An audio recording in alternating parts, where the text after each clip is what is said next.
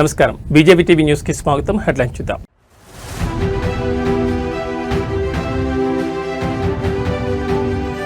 భవానీపురం జోజీనగర్ లో ఇళ్ల కూల్చివేతలతో తీవ్ర ఉద్రిక్తత.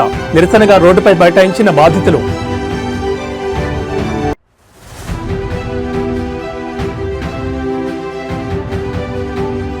జీడిమెట్ల పారిశ్రామిక కార్మికులతో కేటీఆర్, మేము అధికారంలోకి వచ్చాక ఆ భూములను వెనక్కి తీసుకుంటామని హామీ.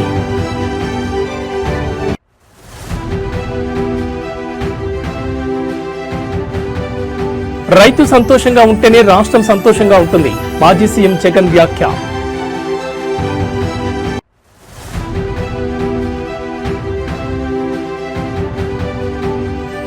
ఇండిగో విమానాలకు కష్టాలు. వరుసగా 3వ రోజు భారీగా సర్వీసులు రద్దు.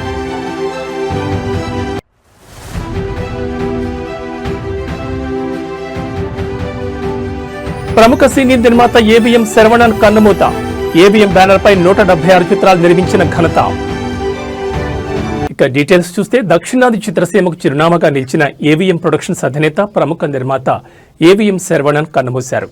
ఆయన మరణంతో తెలుగు, తమిళ చిత్ర పరిశ్రమలు దిగ్భ్రాంతికి లోనయ్యాయి.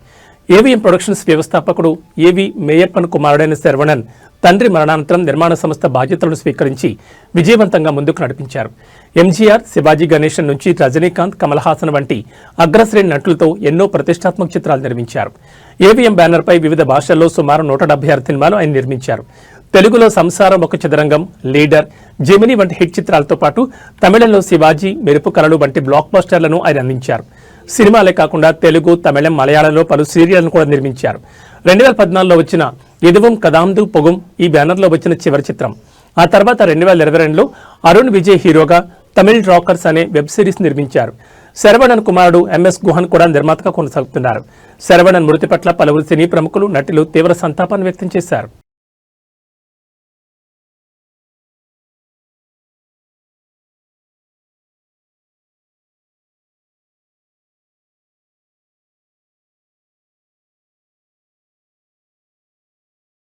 కాంగ్రెస్ ప్రభుత్వం తీసుకొచ్చిన కొత్త హెచ్ఐఎల్టీపీ జీవోతో 5 లక్షల కోట్ల భూకుంభకోణాన్ని తెరలేపిందని బీఆర్ఎస్ ఆరోపిస్తున్న విషయం తెలిసిందే. ఈ హెచ్ఐఎల్టీపీ జీవోకు వ్యతిరేకంగా భూకుంభకోణాన్ని ఎండగట్టేందుకు బీఆర్ఎస్ పార్టీ నిరసనలకు దిగిన విషయం తెలిసిందే. ఇందులో భాగంగా జీడిమెట్ల పారిశ్రామిక ప్రాంతాల్లో భారత రాష్ట్ర సమితి వర్కింగ్ ప్రెసిడెంట్ కేటీఆర్ పర్యటించారు. ఈ క్రమంలో కుత్బుల్లాపూర్లోని షాపూర్లో హమాలీలతో మాట్లాడి కాంగ్రెస్ ప్రభుత్వం తీసుకొచ్చిన హెచ్ఐఎల్టీపీ జీవో వల్ల కలిగే నష్టాలు వివరించారు. అలాగే ప్రధాని మోడీ కార్మికులకు రోజుకు 144 రూపాయలు మినిమం వేజెస్ సరిపోతాయని చెప్తున్నాడని వారికి గుర్తు చేయగా, అంత తక్కువ వేతనంతో కుటుంబాన్ని ఎలా పోషించాలో వారికే తెలియాలంటూ తమ బాధను కేటీఆర్ కార్మికులు వివరించారు. ఈ కార్యక్రమంలో మాజీ మంత్రి కేటీఆర్తో పాటు ఎమ్మెల్యేలు మాధవరం కృష్ణారావు, వివేకానంద గౌడ్, పల్లా రాజేశ్వరరెడ్డి, ఎమ్మెల్సీ శంభూపూర్ రాజు, ఇతర స్థానిక నాయకులు పాల్గొన్నారు. ప్రధానంగా చిన్న చిన్న పరిశ్రమలు పనిచేసుకునే వాళ్ళమే ఎక్కువ మంది. దాంట్లో కూడా మినిమం వేజెస్ ఎక్కడ లేదు. మన ప్రధాని గారు చెప్పడంలో 174 రూపాయలు ఒక కార్మికుడు ప్రతిరోజు 2 పిల్లలను, తాను, తన భార్య, తన తల్లి, తండ్రిని, ఇద్దరిని 6 మందిని పోషించుకోవాలని చెప్పారు. పార్లమెంట్ సాక్షిగా మీరు అందరు విన్నారు. కానీ ఈ భారతదేశంలో ఎవరైనా ఆ విధంగా మనం బతకగలిగి చూపిస్తే గిన మేము ఎర్రన్నలమంతా మా వేరే విధంగా మాట్లాడగలం. కానీ అంత దుర్మార్గమైనటువంటి ప్రభుత్వం నడిపిస్తున్నారు బీజేపీ కానీ, కాంగ్రెస్ కానీ పేదల బ్రతుకులు ఎక్కడ మినిమం వేజెస్ ఎక్కడ లేదు. ఏ కంపెనీలో పోయినా ఎక్కడ పోయినా మినిమం మహిళా కార్మికులకు 6,000, పురుష కార్మికులకు 12 గంటలు చేస్తేనేమో 10,000, తప్పితే 6,000 రూపాయలు 7,000 రూపాయలు జీతాలు ఇస్తున్నారు. ఒకటి చెప్పాను, నువ్వేమో మినిమం కూడా అంటున్నావు. ఆ మినిమం కూడా దొరకదు ఇక్కడ. మరి అది పోతుంది. నేనేమంటున్నా అంటే అసలు మొత్తమే కార్మికులు లేకుండా పోతుంది. సో నేను నా రిక్వెస్ట్ మీ పెద్దవాళ్ళతో కూడా మీరు మాట్లాడండి. మీరు మీ పార్టీలో కూడా మాట్లాడండి. వాళ్ళకు కూడా చెప్పండి. మేము కూడా రౌండ్ టేబుల్ పెట్టి వాళ్ళకు కూడా ఆహ్వానిస్తాం. మార్కెట్ వాల్యూ 1,00,000 గజం చెప్పాడు. 50 కోట్లు ఒక ఎకరం. అంటే దగ్గర ఇప్పుడు చూస్తే మొత్తం 50,000 కోట్ల ఆస్తి. 50,000 కోట్ల ఆస్తి. ఇది కేవలం ఇక్కడ ఉండే కొంతమంది బడాబాబులు, పెద్దవాళ్ళు, డబ్బులున్న వాళ్ళకి జస్ట్ 12,000 గజం ఉన్నదాన్ని 4,000 గజం ఇచ్చేస్తా అంటున్నారు. ఆ 4,000 గజం ఇచ్చేసి అపార్ట్మెంట్లు కట్టుకోండి, పరిశ్రమ తీసేసి కాలుష్యానికి అందరం వ్యతిరేకం. కాలుష్యం ఉండే పరిశ్రమలు హైదరాబాద్ లో ఉండాలా వద్దా అంటే తరలించాలి. మనం కూడా ప్రయత్నం చేస్తాం. తరలిస్తే ఎక్కడ తరలించాలా? మనం ఫార్మాసిటీ అని పెట్టాం. ఫార్మాసిటీ అంటే ఇక్కడ పరిశ్రమను అక్కడ తీసుకెళ్లాలి. ఇప్పుడు మీరు అందరూ ఉన్నారు, మీకు పిల్లలు ఉంటారు. స్కూల్స్ ఉంటాయి, అట్లాగే మీకు కావాల్సి ఇక్కడ అంటే చిన్న వ్యాపారాలు అవన్నింటినీ కూడా అక్కడ ఏర్పాటు చేసి తరలిస్తే పోతుంది, లేదా పోదు.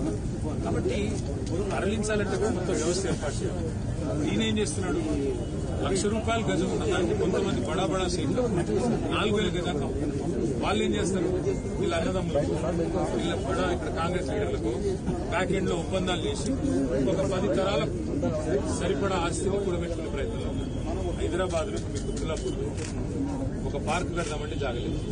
అన్న చెప్తున్నాడు ఇందిరమ్మ ఇండ్లు ఇవ్వచ్చు కదా మరి మీకు, ఇందిరమ్మ ఇండ్లు కడతా అన్నాడు. మరి ఇందిరమ్మ ఇండ్లు ఇందులో సగం తీసుకొని కట్ట ఎవడొద్దనండి. ఇందిరమ్మ ఇండ్లకు జాగలేదు, రోడ్ వైడనింగ్ చేద్దామంటే జాగలేదు, పార్కింగ్ కి జాగలేదు, ఆఖరికి చచ్చిపోతే బొందలగడ్డకు జాగలేదు. ఇవన్నీ ఇట్లా పెట్టుకొని అపార్ట్మెంట్లు మాల్స్ ఇష్టం ఉన్నట్టు కట్టుకొని నేను పర్మిషన్ ఇస్తాను కరెక్టా? నేను ఈ ప్రభుత్వానికి చెప్పేది ఒకటే, మీరు ఈ 5 లక్షల కోట్ల ప్రభుత్వ ఆస్తి ప్రజల ఆస్తి, ప్రభుత్వ ఆస్తి అంటే ప్రజల ఆస్తి, దీన్ని సరైన పద్ధతిలో వినియోగించండి. పేదలకు ఇల్లు కట్టివ్వండి, మేము వ్యతిరేకం కాదు. ఈ భూములు వెనక్కి తీసుకోండి, కావాలంటే 50%, 60% వెనక్కి తీసుకోండి. గ్రీన్ ఇండస్ట్రీలు పెట్టండి, మేము వ్యతిరేకించట్లేదు. అట్లాగే ఐటీ పార్కులు పెట్టండి, మేము వ్యతిరేకించట్లేదు. కానీ పారిశ్రామికవేత్తలకు అడ్డికి పావుషేరుకు రాసిస్తాం. మీరు ఇష్టం ఉన్న అపార్ట్మెంట్లు కట్టుకోండి, మాల్స్ కట్టుకోండి, మీరు ఎంజాయ్ చేయండి. ప్రజల సొమ్మును మీరు అత్త సొమ్ము అల్లుడు దానం అన్నట్టు మేము దానం చేస్తాము, మీరు అమ్ముకోండి, ఇష్టం ఉన్నట్టు చేసుకోండి అంటే బీఆర్ఎస్ చూస్తూ ఊరుకోదు. నేను పారిశ్రామికవేత్తలు కూడా చెప్తా ఉన్నా, మీరు ఈ ప్రభుత్వం ఇచ్చే ఆషాఢపు సేల్ ఆఫర్ లాంటి ఆఫర్లు తీసుకొని మీరు 4 డబ్బులు కట్టి ఇది మాది అయిపోతుంది అని మీరు అనుకుంటే మీరు పప్పులో కాలేస్తున్నారు. ఖచ్చితంగా మళ్లీ వచ్చేది బీఆర్ఎస్ ప్రభుత్వమే. మేము ఈ HILTP అనే పాలసీ ఏదైతే ఉందో దీన్ని ఖచ్చితంగా రద్దు చేస్తాం. ఇవాళ ఎవరైనా డబ్బులు పెడితే మీరు నష్టపోతారు. ఇక్కడ కార్మిక నాయకులతో మాట్లాడినాం, వారు అంటున్నారు ఈ ప్రాంతంలో 3-4 లక్షల మంది కార్మికులు ఉన్నారు, మరి మేమెక్కడ పోవాలా అని వారు మాట్లాడుతున్నారు. అంటే నిజంగా ఒక పరిశ్రమను తరలించాలంటే కూడా కొంత ప్లానింగ్ ఉండాలి. విజయవాడ నగరంలోని భవానీపురం ప్రాంతంలో ఈ ఉద్రిక్త ఘటన చోటు చేసుకుంది. శ్రీలక్ష్మి రామ కోఆపరేటివ్ సొసైటీకి చెందిన 42 ఫ్లాట్లను అధికారులు భారీ పోలీస్ బందోబస్తు మధ్య కూల్చివేశారు. ఈ ఫ్లాట్లలో తాము గత 25 ఏళ్లుగా నివాసం ఉంటున్నామని బాధితులు ఆవేదన వ్యక్తం చేస్తున్నారు. అధికారుల చర్యల వల్ల తాము ఇప్పుడు రోడ్డున పడ్డామని వారు వాపోతున్నారు. కూల్చివేతలకు వ్యతిరేకంగా తాము న్యాయస్థానాన్ని ఆశ్రయించామని, కోర్టు తీర్పు తమకు అనుకూలంగా ఉన్నప్పటికీ అధికారులు ఏకపక్షంగా అక్రమంగా ఈ చర్యకు పాల్పడ్డారని బాధితులు తీవ్ర ఆరోపణలు చేస్తున్నారు. అధికారుల చర్యలకు నిరసనగా కొందరు బాధితులు పెట్రోల్ పోసుకుని ఆత్మహత్యత్నానికి కూడా పాల్పడ్డారు. దీంతో అక్కడ తీవ్ర ఉద్రిక్త పరిస్థితులు నెలకొన్నాయి. కూల్చివేతలను వ్యతిరేకిస్తూ బాధితులు రోడ్లు మూసివేసి ఆందోళన దిగారు. వారిని అడ్డుకునేందుకు ప్రయత్నించిన పోలీసులతో బాధితులు వాగ్వాదానికి దిగారు. ఫ్లాట్లు కూలుస్తున్న సమయంలో పట్టించుకోకుండా ఇప్పుడు ఎందుకు వచ్చారు అంటూ వారు పోలీసులు నిలదీశారు.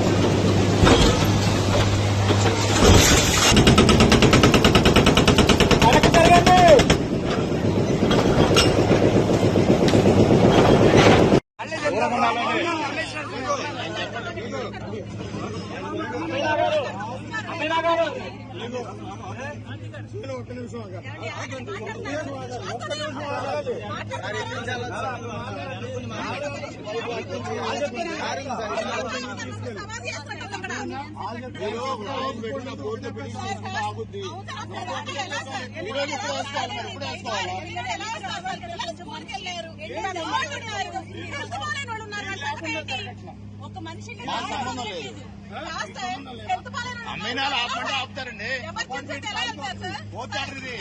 కాలిపోతుందండి, ఏం చేస్తారు?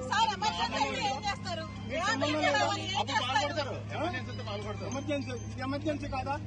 నేను పేషెంట్ 7 నెలల నుంచి ఇంట్లోకి బయటకు రావట్లా, 7 నెలల నుంచి ఇంట్లోకి బయటకు రావట్లా, 4 రోజులు ఐసీలో ఉన్నా, బయటకు బయటపడ్డా.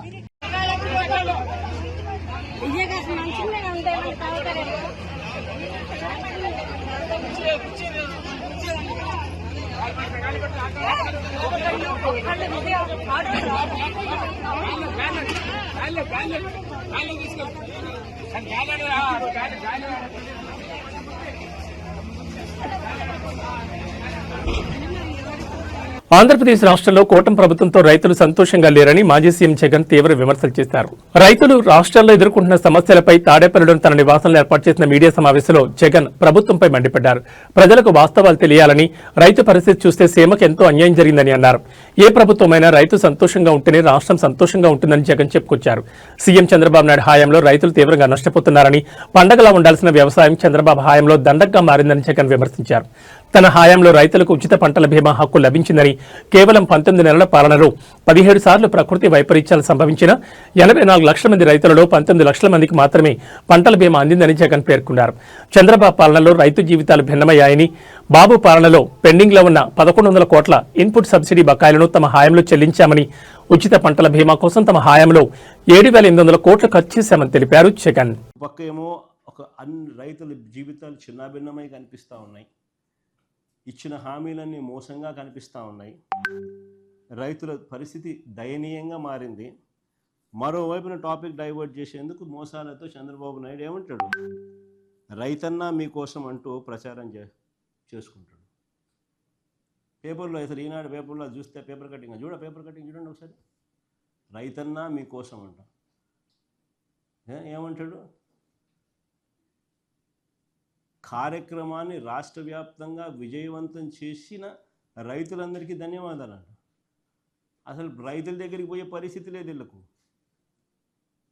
పోతే రైతులు తిడతారు, కొడతారు. రైతుల సమస్యల దగ్గర నుంచి మొదలు పెడదాం. నిజంగా ఈరోజు రాష్ట్రంలో వ్యవసాయం ఎలా ఉంది, రైతుల పరిస్థితి ఎలా ఉంది అన్నది నిజంగా చూస్తే రాష్ట్రంలో పాలన సేవ్ ఆంధ్రప్రదేశ్, సేవ్ ఆంధ్ర అన్న పరిస్థితి మాదిరిగానే ఆంధ్ర రాష్ట్రంలో పాలన సాగుతూ ఉంది. అందరూ కూడా దేశం మొత్తం కూడా హలో ఇండియాస్, మా రాష్ట్రం వైపు ఒకసారి చూడండి అని చెప్పి నిజంగానే ప్రతి ఒక్కరం అనాల్సిన పరిస్థితిలోనే ఈ రాష్ట్రంలో ఈరోజు పాలన సాగుతూ ఉంది. మరి ముఖ్యంగా అడుగులు ముందుకు వేస్తే వ్యవసాయం అన్నది 62% జనాభా దాని మీద ఆధారపడి ఉన్న సెక్టర్. ఈ వ్యవసాయం అన్నది ఏ రాష్ట్ర ప్రభుత్వమైనా కూడా రైతులను సంతోషంగా పెట్టి, వ్యవసాయం అన్నది ఒక పండుగగా చేస్తేనే, రైతు సంతోషంగా ఉంటేనే రాష్ట్రం సంతోషంగా ఉంటుంది. రైతు కూలీ సంతోషంగా లేకపోతే రాష్ట్రం ఎప్పుడూ కూడా ఎదగదు, వెనకడుగు వేయాల్సింది. మా హయాంలో పండుగగా ఉన్న వ్యవసాయం చంద్రబాబు నాయుడు గారి హయాంలోకి వచ్చేసరికి అది దండుగలా మార్చిన పరిస్థితుల మధ్య ఈరోజు రాష్ట్రంలో వ్యవసాయం కొనసాగుతూ ఉంది. దేశంలోని అతిపెద్ద బడ్జెట్ విమానయాన సంస్థ ఇండిగోకు కష్టాలు కొనసాగుతున్నాయి. ప్రధానంగా సిబ్బంది కొరత కారణంగా విమాన సర్వీసులకు తీవ్ర అంతరాయం కలుగుతోంది. వరుసగా 3వ రోజైన గురువారం కూడా దేశవ్యాప్తంగా పలు విమానాశ్రయాల్లో పెద్ద సంఖ్యలో విమానాలు రద్దు చేయడంతో వేలాది మంది ప్రయాణికులు గంటల తరబడి పడిగాపులు కాయాల్సి వచ్చింది. ఢిల్లీ, ముంబై, హైదరాబాద్, బెంగళూరు వంటి ప్రధాన నగరాల్లో ఇండిగో కార్యకలాపాలు స్తంభించాయి. ఇవాళ ఉదయం ఢిల్లీ నుంచి బయలుదేరాల్సిన 30కి పైగా విమానాలు, హైదరాబాద్లో సుమారు 33 విమానాలు రద్దయ్యాయి. నేడు దేశవ్యాప్తంగా 170కి పైగా ఇండిగో విమానాలు రద్దయ్యే అవకాశం ఉంది. నిన్న కూడా 4 ప్రధాన నగరాల్లో కలిపి దాదాపు 200 సర్వీసులను నిలిపివేశారు. విమానాల రద్దుపై ఇండిగో స్పందించింది. తమ కార్యకలాపాలకు తీవ్ర అంతరాయం కలిగిందని అంగీకరిస్తూ ప్రయాణికులకు క్షమాపణ చెప్పింది. ఊహించని కార్యాచరణ సవాళ్లు, సాంకేతిక లోపాలు, శీతాకాలం షెడ్యూల్ మార్పులు, సిబ్బంది రోస్టరింగ్ సంబంధించిన కొత్త నిబంధనలు వంటి అనేక కారణాలు తమ కార్యకలాపాలపై ప్రభావం చూపాయని ఒక ప్రకటనలో తెలిపింది. పరిస్థితిని అదుపులోకి తెచ్చేందుకు రాబోయే 48 గంటల పాటు షెడ్యూల్లో సర్దుబాట్లు చేస్తున్నామని, త్వరలోనే సేవలను సాధారణ స్థితికి తీసుకొస్తామని పేర్కొంది.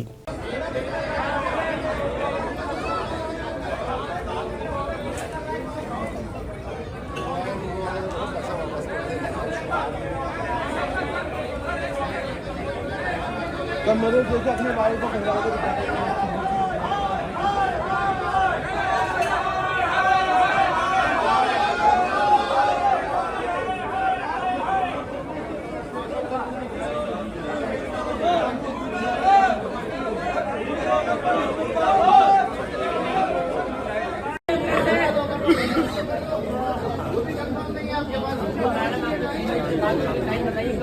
ये जवाब नहीं दे पा रहे तो इनके आप ये लेवल तो होंगे ना,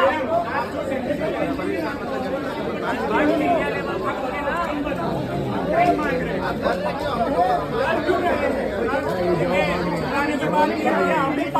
अरे वो तो अपने सारे प्रेशर है, वो सपोर्ट करेंगे भैया।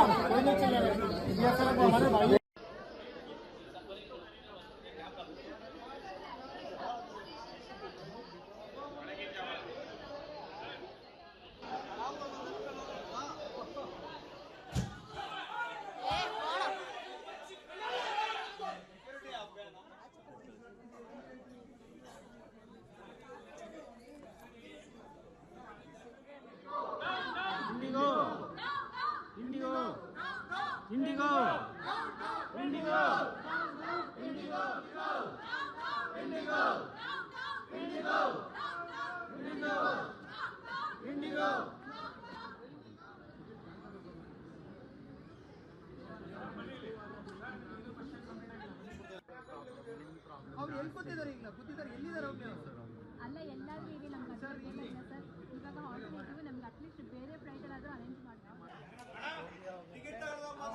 ಅಲ್ಲ ಕನ್ನಡಕ್ಕೆ ಟಿಕೆಟ್ ಬೇಕು, ಕನ್ನಡಕ್ಕೆ ದುಡ್ಡು ಬೇಕು, ಕನ್ನಡ ಏರ್ಪೋರ್ಟು ಬೇಕು, ಮತ್ತೆ ಕನ್ನಡ ಬರೋದಿಲ್ಲ. ಮಾಡಿ ಹಿಂದಿಗೂ ಹೇಳ್ತೀನಿ ಒಂದು నీచ కడపే. నైరుతి బంగాళాఖాతంలోని వాయుగుండం తీవ్ర అల్పపీడనంగా బలహీనపడి పశ్చిమ దిశగా కదులుతోందని భారత వాతావరణ విభాగం అంచనా వేసింది.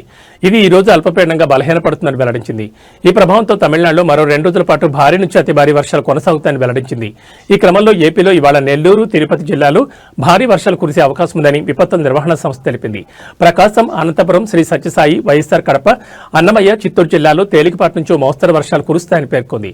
ప్రజలు అప్రమత్తంగా ఉండాలని సూచించింది.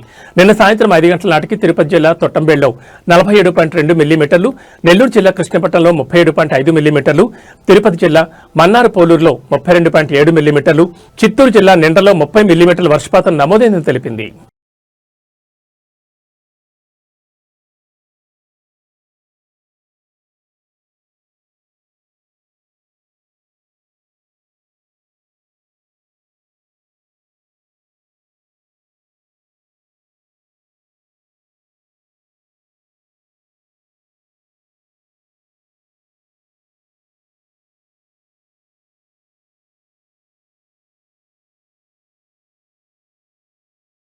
ప్రభుత్వ ఆసుపత్రులంటే పేద ప్రజలకు భరోసా, కానీ వరంగల్లోని ఒక ప్రభుత్వ ఆసుపత్రిలో మాత్రం రోగులకు రక్షణ లేకుండా పోయింది. చికిత్స కోసం వస్తే ప్రాణాలకే ముప్పు తెచ్చే పరిస్థితి నెలకొంది. వరంగల్ నగరంలోని సీకేఎం ప్రభుత్వ ఆసుపత్రిలో పరిస్థితి అత్యంత దారుణంగా ఉంది. ఆసుపత్రి వార్డులలో ఎలుకలు విచ్చలవిడిగా సంచరిస్తూ పసిపిల్లలు మరియు బాలింతలను గాయపరుస్తున్నాయి. ఈ ఘటనలో ఆసుపత్రిలో ఎంతటి అపరిశుభ్ర వాతావరణం నెలకొందో తెలియజేస్తున్నాయి. ఎలుకలు కొరకడం వల్ల గాయపడిన పసిపిల్లలు మరియు బాలింతలు తీవ్ర ఇబ్బందులు ఎదుర్కొంటున్నారు.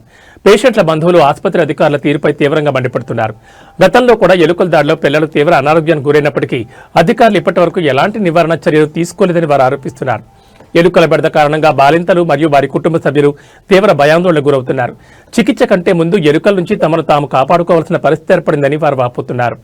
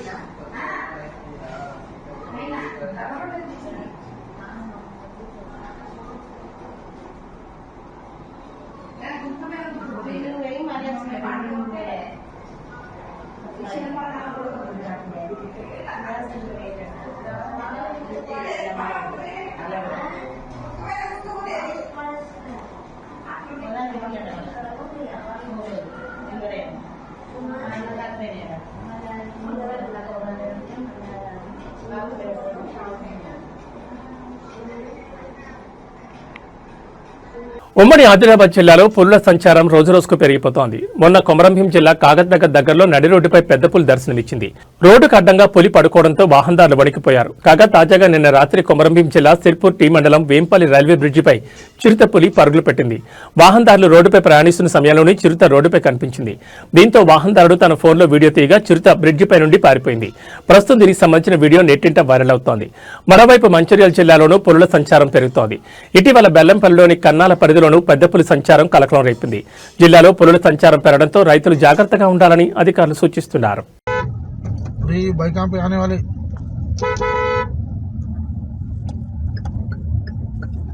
చిడతపులి చూడండి. తెలంగాణ రాజకీయాల్లో ఎన్నికల వేళ ఓ విషాదకర ఘటన చోటు చేసుకుంది. కాంగ్రెస్ నాయకుల వేధింపులు ఒత్తిడి తట్టుకోలేక బీఆర్ఎస్ సర్పంచ్ అభ్యర్థి భర్త ఆత్మహత్య చేసుకోవడం నిర్మల్ జిల్లాలో తీవ్ర కలకలం రేపింది. నిర్మల్ జిల్లా ఖానాపూర్ మండలం సోమారిపేట గ్రామంలో ఈ హృదయ విదారకర ఘటన జరిగింది. బండారు రవీంద్ర అనే వ్యక్తి ఇటీవల కాంగ్రెస్ పార్టీ నుంచి బీఆర్ఎస్ పార్టీలో చేరారు. స్థానిక ఎన్నికల్లో తన భార్య పుష్పను బీఆర్ఎస్ తరఫున సర్పంచ్ అభ్యర్థిగా నిలబెట్టారు. ఈ నేపథ్యంలో స్థానిక కాంగ్రెస్ నాయకులు రవీంద్రపై తీవ్ర ఒత్తిడి తీసుకొచ్చినట్లు ఆరోపణలు వినిపిస్తున్నాయి. పోటీ నుంచి తప్పుకోవాలని, తిరిగి కాంగ్రెస్ పార్టీలో చేరాలని రవీందర్ను బలవంతం చేసినట్టు తెలుస్తోంది. లేకపోతే తీవ్ర పరిణామాలు ఎదుర్కోవాల్సి ఉంటుందని వారు రవీందర్ను వేధింపులు గురి చేసినట్లు స్థానికులు చెబుతున్నారు. స్థానిక కాంగ్రెస్ నాయకుల వేధింపులు ఒత్తిడిని తట్టుకోలేకపోయిన రవీందర్ తీవ్ర మనస్తాపంతో ఉరివేసుకుని ఆత్మహత్యకు పాల్పడ్డారు. ఈ ఘటన గ్రామంలో తీవ్ర విషాదాన్ని నింపింది.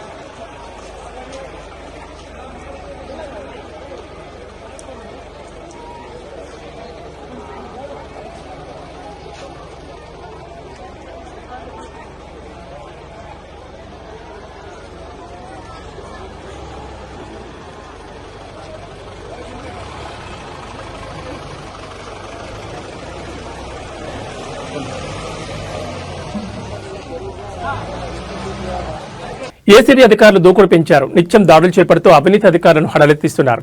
బాధితుల ఫిర్యాదు మేరకు లంచాలు తీసుకుంటున్న వారిని వలపని పట్టుకుంటున్నారు. అలాగే అక్రమాస్తుల కేసులో ఆకస్మిక తనిఖీలు చేపడుతున్నారు. Rangareddy land records ED Srinivas నివాసంలో గురువారం తనిఖీలు నిర్వహించారు. ఆయన ఇళ్లతో పాటు కలెక్టరేట్లో సైతం సోదాలు చేపట్టారు. హైదరాబాద్, రంగారెడ్డి, మహబూబ్నగర్ జిల్లాలో తనిఖీలు కొనసాగుతున్నాయి. రంగారెడ్డి జిల్లాలో 6 చోట్ల సోదాలు నిర్వహిస్తున్నారు. ల్యాండ్ రికార్డ్స్ ఈడీగా శ్రీనివాస్ పెద్ద ఎత్తున అక్రమాస్తులు కూడబెట్టినట్లు అధికారులు గుర్తించారు. ఈడీ శ్రీనివాస్ షెల్ కంపెనీ సృష్టించి వ్యాపారం చేస్తున్నట్లు సమాచారం. రంగారెడ్డి కలెక్టర్ కార్యాలయంతో పాటు రాయదుర్గం మైహోం భూజాలు సైతం ఏసీబీ సోదాలు కొనసాగుతున్నాయి. ఆయన మహబూబ్ నగర్ లో ఓ రైస్ మిల్ కూడా నిర్వహిస్తున్నట్లు గుర్తించారు. దాడులకు సంబంధించి పూర్తి వివరాలు ఇంకా తెలియాల్సి ఉంది.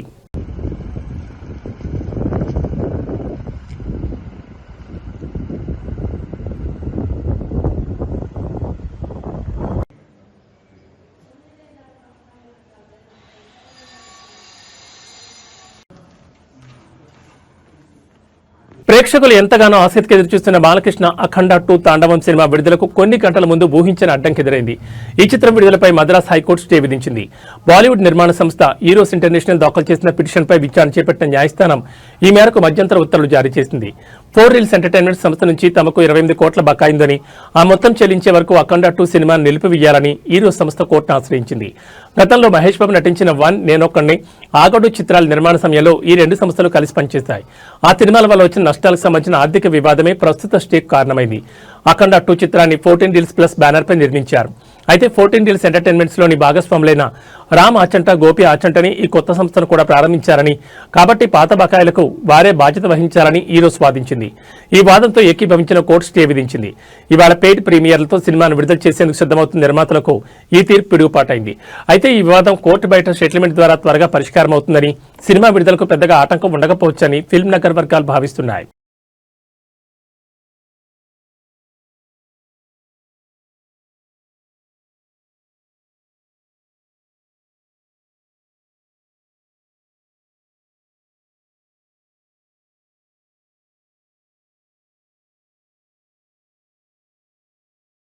ఈ బులెటిన్ విశేషాలు మరో బులెటిన్లో మళ్ళీ కలుసుకుందాం. నమస్కారం.